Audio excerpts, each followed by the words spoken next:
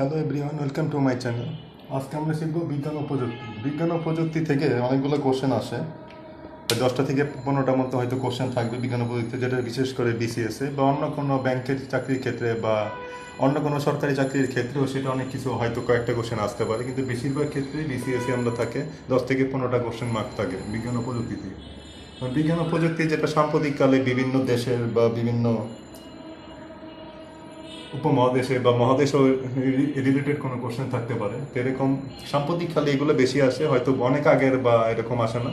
তো বেশিরভাগ সময় যেটা সাম্প্রতিককালের মধ্যে যা কিছু আমাদের ঘটে সেই ধরনের কোশ্চেনই আমরা এরকম দিব বা তৈরি করতে হবে। তো সেরকম একটা কোশ্চেন আমি 2টা কোশ্চেন লিখছি। একটা কোশ্চেন আমি বলতেছি প্রথমটা, যে 2030 সালের মধ্যে চাঁদে একটি পারমাণবিক চুল্লি তৈরি করবে কোন দেশ? সাম্প্রতিক যুক্তরাষ্ট্রের অ্যান্সারটা হবে, এবং তারা প্রাথমিকভাবে ঘোষণা দিচ্ছে 100 কিলোওয়াট বিদ্যুৎ উৎপাদন করবে। 2030 সালের মধ্যে একটি পারমাণবিক চুল্লি তৈরি করবে যুক্তরাষ্ট্র, এরকম একটি ঘোষণা দিয়েছে। কারণ তারা এলো চীন এবং রাশিয়ার সাথে, তারা অবশ্যই আমরা সবাই জানি যে চীন রাশিয়ার সাথেই সবচেয়ে বেশি কম্পিটিশন হয় যুক্তরাষ্ট্রে, যেরকম মহাকাশ গবেষণার ক্ষেত্রে বা যে কোনো বৈজ্ঞানিক গবেষণার ক্ষেত্রেও বা সামরিক যে কোনো ক্ষেত্রে আমাদের চীন এবং রাশিয়ার সাথে যুক্তরাষ্ট্রে বেশি কম্পিটিশন হয়। তো সেক্ষেত্রে চীন ও রাশিয়া যেহেতু মহাকাশ গবেষণা বেশি করে, তো তাদের সাথে পাল্লা ধরে একটা কম্পিটিশন তারা যুক্তরাষ্ট্রের এরই মধ্যে ঘোষণা দিয়েছে, যেটা হলো সাম্প্রতিককালের ঘোষণা। সেটা হলো যে 2030 সালের মধ্যেই তারা একটা পারমাণবিক চুল্লি তৈরি করবে চাঁদের মধ্যে।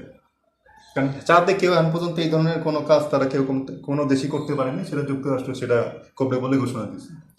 এবং সেক্ষেত্রে তারা বিদ্যুৎ উৎপাদন করবে, এবং এই বিদ্যুৎটা যাতে তাদের গবেষণা কাজে লাগে। যেমন আমরা জানি নাসা তাদের গবেষণার বস্তু, সেখানে নাসা যাতে বিদ্যুৎ উৎপাদন বা বিদ্যুতের মাধ্যমে তারা যাতে দ্রুত যাতে এক মহাদেশ এক এক গ্রহ থেকে মানে তাদের ইনফরমেশন যত পাওয়া যায় সেই ধরনের তারা দ্রুত যাতে সেই ইনফরমেশন তারা তারা যাতে ইউজ করতে পারে, এবং তারা রিসার্চ যাতে তাদের সুবিধা হয়। এবং সেক্ষেত্রে সেই জন্য একটি পারমাণবিক চুল্লি চাঁদে দিবে, যাতে তাদের দ্রুত তারা চাঁদ থেকে বা মঙ্গল গ্রহের থেকে তারা দ্রুত করতে পারে, তথ্য সংগ্রহ করতে পারে। তো সেকেন্ড কোশ্চেনটা হলো যে মহাকাশের সবচেয়ে দূরে অবস্থিত নক্ষত্র কোনটি? মহাকাশের সবচেয়ে দূরে অবস্থিত নক্ষত্র এরকম একটা গবেষণা হয়েছে, সেটা 2022 সালের ক্ষেত্রে। সেই 22 সালের ক্ষেত্রে আমি একটা নক্ষত্র তারা আবিষ্কার করছে, যেটা হলো মহাকাশ থেকে সবচেয়ে দূরে। সবচেয়ে দূরে বলতে আমরা বুঝি যে যে পৃথিবী থেকে বা সবচেয়ে দূরে অবস্থিত হলো নেপচুন গ্রহ। সেরকমই একটা নক্ষত্র, সেরকম অনেকগুলো নক্ষত্র আছে, গ্রহ আছে, গ্রহাণুপুঞ্জ আছে, সেরকম একটি নক্ষত্র। এবং যে মহাকাশ থেকে সবচেয়ে দূরে অবস্থিত সেরকম একটি নক্ষত্রের নাম আছে, সেই নামটা আমি বলতেছি। সেই নামটি হলো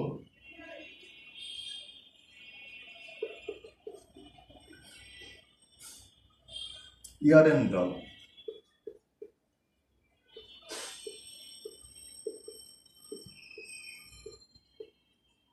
নামটি হলো ইয়ারেন্ডাল। ইয়ারেন্ডাল নামে একটি তারা বা নক্ষত্রের একটা সন্ধান পাওয়া গেছে।